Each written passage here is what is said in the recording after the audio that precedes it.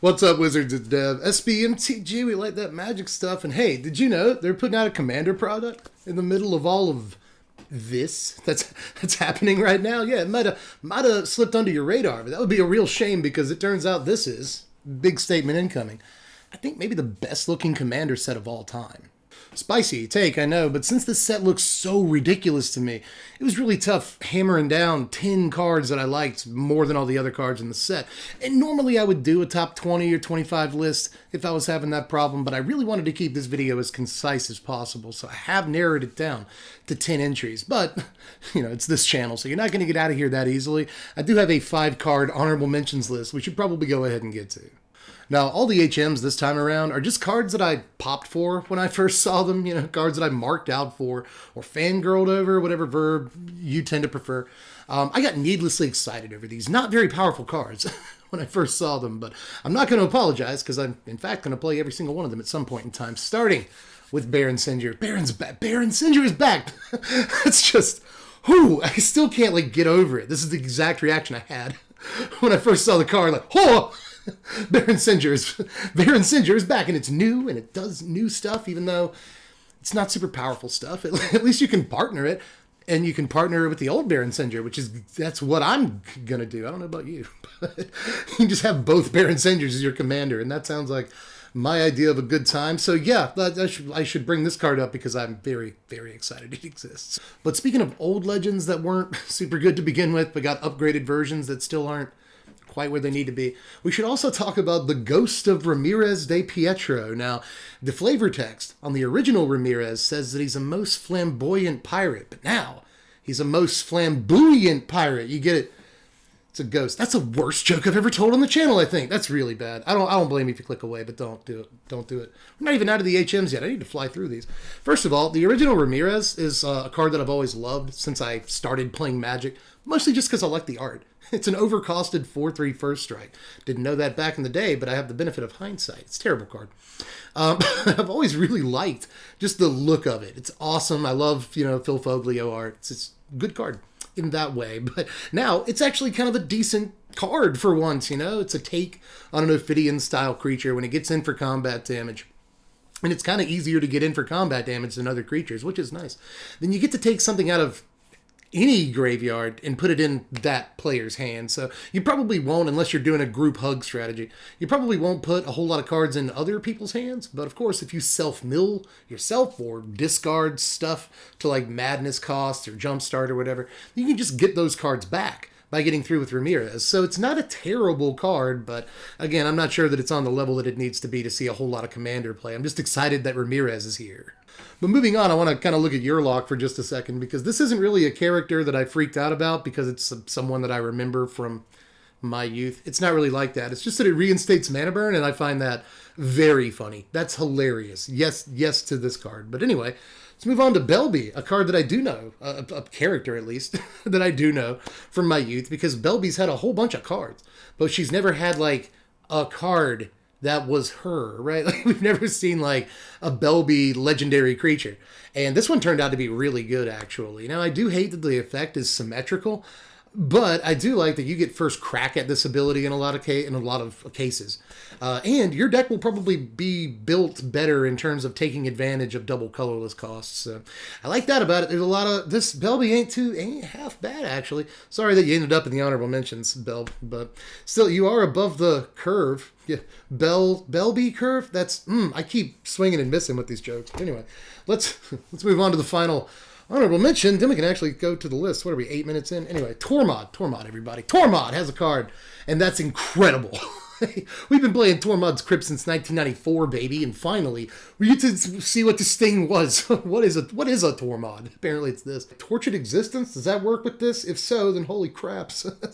That's pretty insane, right? But there's all kinds of ways. I mean, I built a Sir Conrad Commander deck about a year ago or so, and that was actually a really fun deck to play. I played a lot of Commander with that deck, and Tormod's either going to be the new commander of that deck or a card in the 99 regardless. I'm just super, I don't know if you can tell how jacked I am that Tormod finally got a card after 25 years, but the best thing about it is that it's actually a really exciting text box.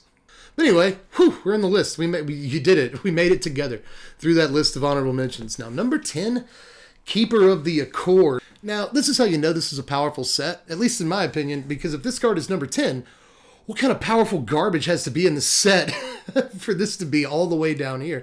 Because a lot of players are super juiced about this card's existence, and I see why. Wizards has obviously been trying to address some of the problems inherent to White's slice of the color pie. And so we've been seeing stuff like Mangar the Diplomat and other cards here and there that kind of address those problems. And this does so really, really well, right? It's not straight up card advantage.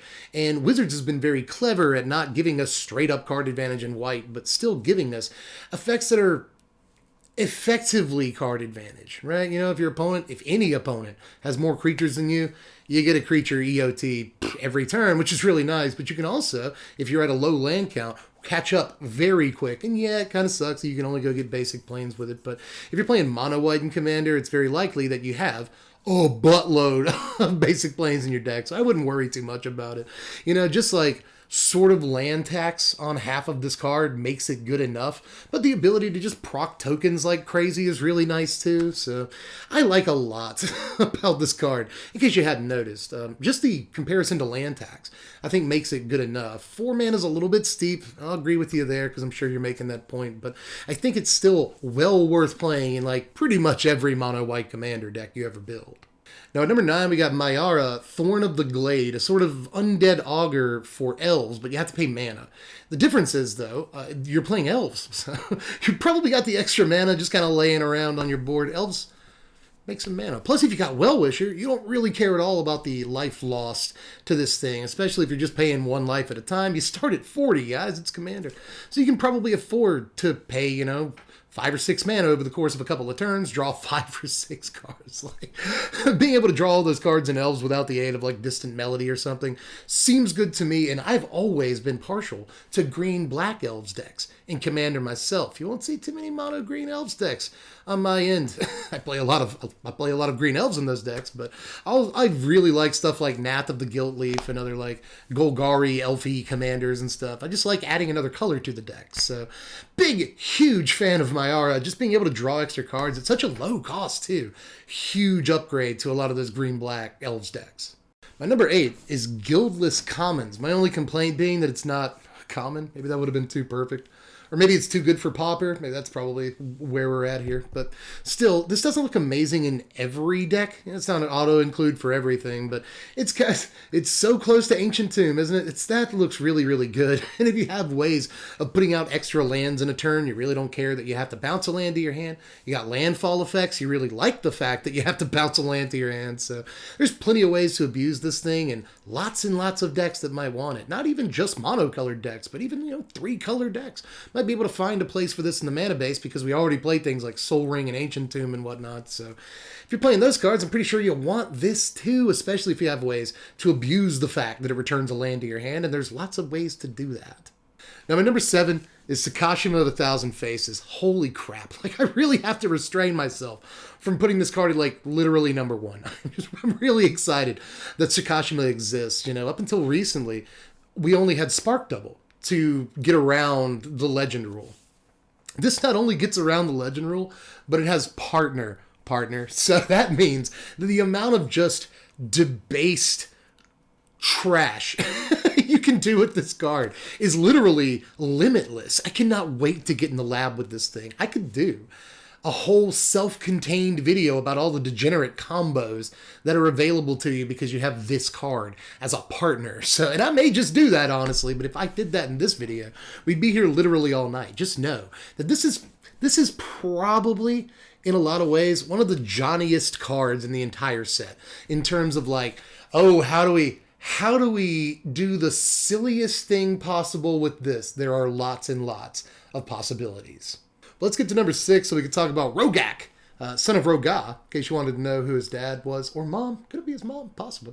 But yeah, any legend that makes Mox Amber slightly better has my vote, especially considering that these cards are Legacy and Vintage legal. So that's fun. You want another Mox in your deck? in your vintage deck, or you want in your legacy deck that you want to Mox to begin with. I think this just makes Mox Amber on turn 1 way better than it's ever been before. So it's got my vote just for that. That's good, but I mean, obviously combined with equipments and enchantments and any sort of anthem effects and stuff like that, the card is much better, and it's making Cabalds sell like wildfire too, for what that's worth. So huge fan of Rogak. The number 5, smack in the middle of the list, we're going to look at Chroma's Will. Obviously a very good card for white. Now, I am a little bit worried this might sit in your hand for a few turns, but once you actually do get the perfect opportunity to use it, it just blows people out entirely. I mean, the keyword soup that you can give to all of your creatures is just unbelievable here. And even if you don't control a commander when you cast it, you're still giving a ridiculous set of keyword abilities to all of your dudes all at one time. Tokens decks will love this. Any mono white deck that goes wide will love this, but even like mono white mid-range decks might like it. Honestly, like, Selesnya, Boros, there are plenty of, mono white and white offshoot type decks that are definitely going to play that silver bullet Chroma's Will, because,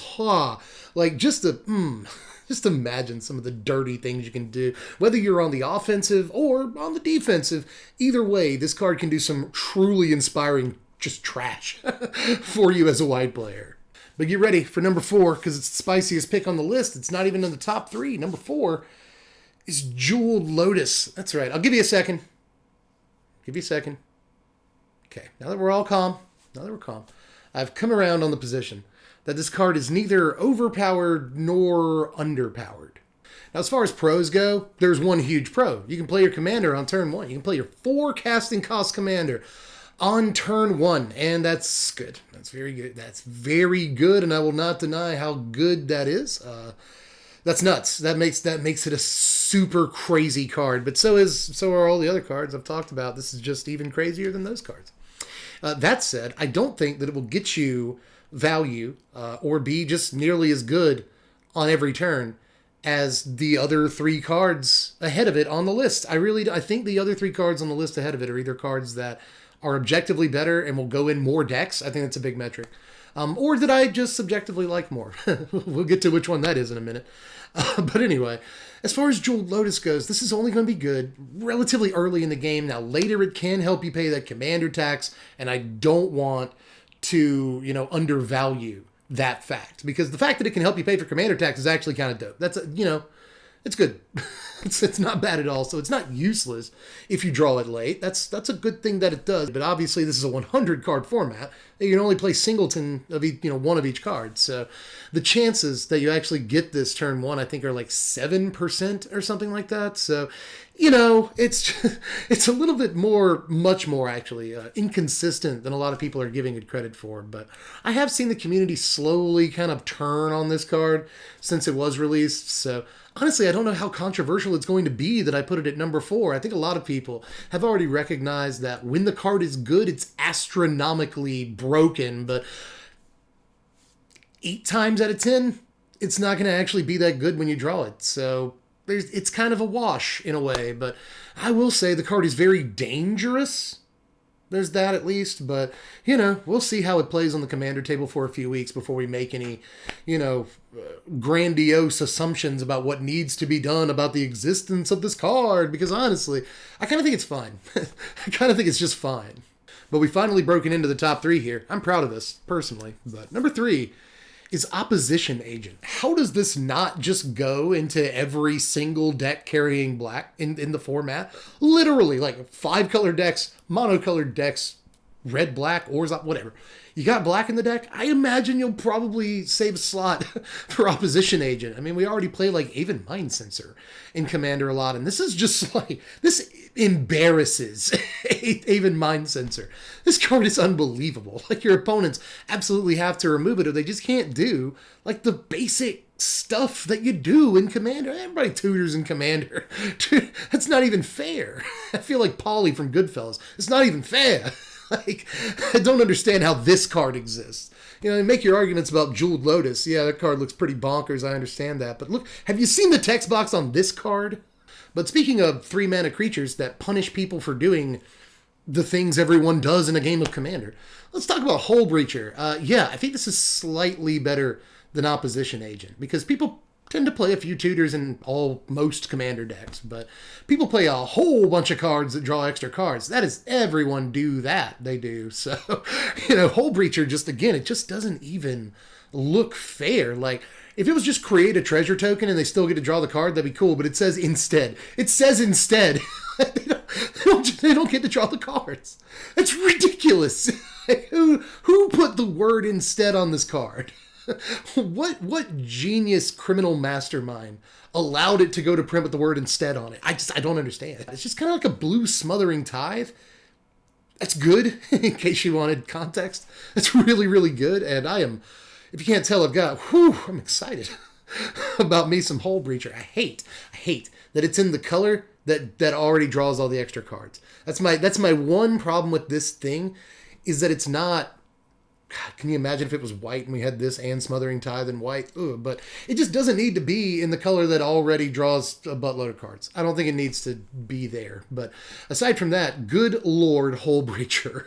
But number one, I really couldn't resist this, and I apologize for it, but this is kind of another one of those cards that I marked out for when I first saw it spoiled. But I actually think this card is powerful enough to be one of the best cards in the set pretty easily. And get ready, because I'm going to try to pronounce a word that I've been pronouncing since 1995, but I'm not sure if I pronounce it correctly. So get ready, because number one is Nevinyrral. Now, I do know a little bit of Magic trivia here that Nevinyrral backwards is Larry Nevin, who was a science fiction writer, in case you didn't know that. But this is also the guy. This is the guy with the disc. It's Nevinyrral's disc. Only it's a guy. I wasn't even sure if Nevinyrral was a real character in Magic, but apparently they are. And here it is. It's just so ridiculous, too. Like, 6 mana is really steep for this card. That's probably the worst thing about it.